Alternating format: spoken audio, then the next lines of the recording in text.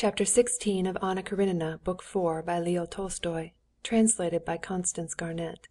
This recording is in the public domain. Recording by Marianne. The princess sat in her armchair, silent and smiling. The prince sat down beside her. Kitty stood by her father's chair, still holding his hand. All were silent.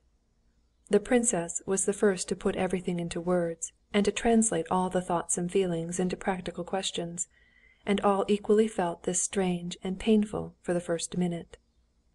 "When is it to be? We must have the benediction and announcement. And when's the wedding to be?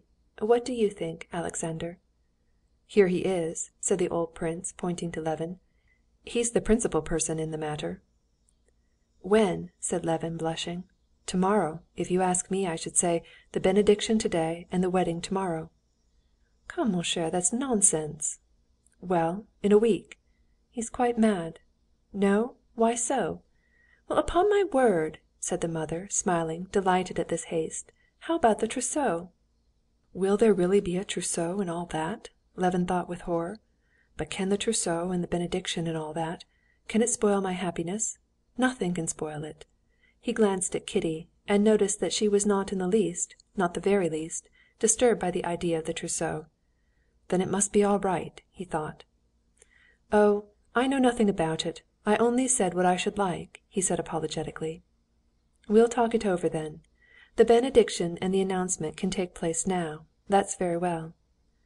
The princess went up to her husband, kissed him, and would have gone away, but he kept her, embraced her, and, tenderly as a young lover, kissed her several times, smiling. The old people were obviously muddled for a moment, and did not quite know whether it was they who were in love again or their daughter. When the prince and princess had gone, Levin went up to his betrothed and took her hand. He was self-possessed now and could speak, and he had a great deal he wanted to tell her. But he said not at all what he had to say. "How I knew it would be so! I never hoped for it, and yet in my heart I was always sure," he said. "I believed that it was ordained." "And I," said she. "Even when—" She stopped and went on again, looking at him resolutely with her truthful eyes. "Even when I thrust from me my happiness. I always loved you alone, but I was carried away. I ought to tell you. Can you forgive that?" "Perhaps it was for the best. You will have to forgive me so much. I ought to tell you." This was one of the things he had meant to speak about. He had resolved from the first to tell her two things: that he was not chaste as she was, and that he was not a believer. It was agonizing, but he considered he ought to tell her both these facts. "No, not now. Later," he said. "Very well, later. But you must certainly tell me. I am not afraid of anything. I want to know everything. Now it is settled." He added, "Settled that you'll take me whatever I may be. You won't give me up. Yes?" "Yes, yes." Their conversation was interrupted by Mademoiselle Linon, who, with an affected but tender smile, came to congratulate her favorite pupil. Before she had gone the servants came in with their congratulations. Then relations arrived, and there began that state of blissful absurdity from which Levin did not emerge till the day after his wedding. Levin was in a continual state of awkwardness and discomfort, but the intensity of his happiness went on all the while increasing. He felt continually that a great deal was being expected of him, what, he did not know, and he did everything he was told, and it all gave him happiness. He had thought his engagement would have nothing about it like others, that the ordinary conditions of engaged couples would spoil his special happiness. But it ended in his doing exactly as other people did, and his happiness being only increased thereby, and becoming more and more special, more and more unlike anything that had ever happened. "Now we shall have sweetmeats to eat," said Mademoiselle Linon, and Levin drove off to buy sweetmeats. "Well, I'm very glad," said Sviazhsky. "I advise you to get the bouquets from Fomin's." "Oh, are they wanted?" And he drove to Fomin's. His brother offered to lend him money, as he would have so many expenses, presents to give. "Oh, are presents wanted?" And he galloped to Fold's.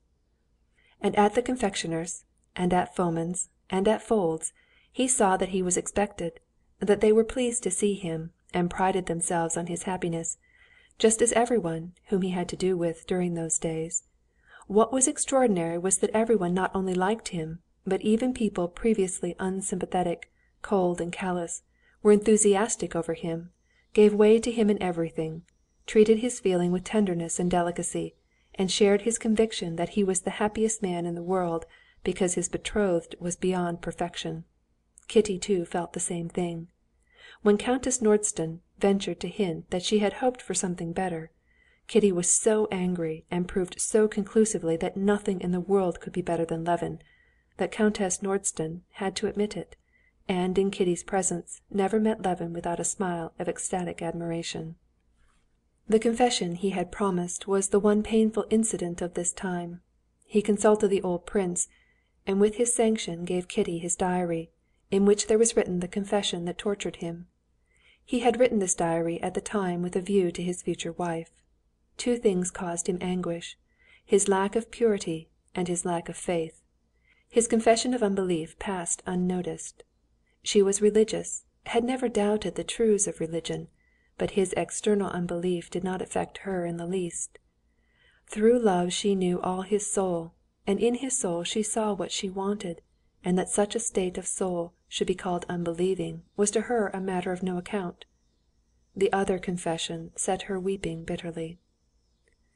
Levin, not without an inner struggle, handed her his diary. He knew that between him and her there could not be, and should not be, secrets, and so he had decided that so it must be. But he had not realized what an effect it would have on her. He had not put himself in her place. It was only when, the same evening, he came to their house before the theater, went into her room and saw her tear-stained, pitiful, sweet face, miserable with suffering he had caused and nothing could undo. He felt the abyss that separated his shameful past from her dove-like purity, and was appalled at what he had done. "Take them, take these dreadful books," she said, pushing away the notebooks lying before her on the table. "Why did you give them to me? No, it was better anyway," she added, touched by his despairing face. "But it's awful, awful." His head sank and he was silent. He could say nothing. "You can't forgive me," he whispered. "Yes, I forgive you, but it's terrible." But his happiness was so immense that this confession did not shatter it. It only added another shade to it. She forgave him, but from that time more than ever he considered himself unworthy of her, morally bowed down lower than ever before her, and prized more highly than ever his undeserved happiness. Chapter 17